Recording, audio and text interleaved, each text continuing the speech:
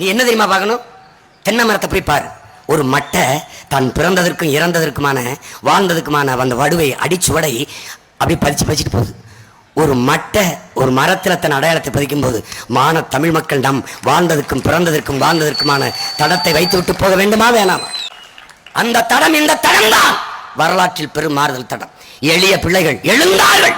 எவனை பயங்கரவாதி, பிரிவினவாதி, தீவிரவாதி என்று பழி சுமத்தினார்களோ அவனையே தலைவனாக ஏற்று எந்த கொடி கீழே இறங்கியது என்றார்களோ அந்த கொடியை தூக்கி இன்னொரு தாய் நிலத்தில் பிடித்து புத்தம் புதிய கொள்கைகளை வகுத்து, பணமில்லை பரவாயில்லை, ஊடகம் காட்டவில்லை பரவாயில்லை, நாமே ஊடகமாக மாறுவோம் என்று தெரு தெருவாக மூச்சை பேச்சாக்கி கத்தி ரத்தத்தை வேர்வையாக உருக்கி கொட்டி உழைத்து வென்றார்கள். எளிய மக்கள் வென்றார்கள்.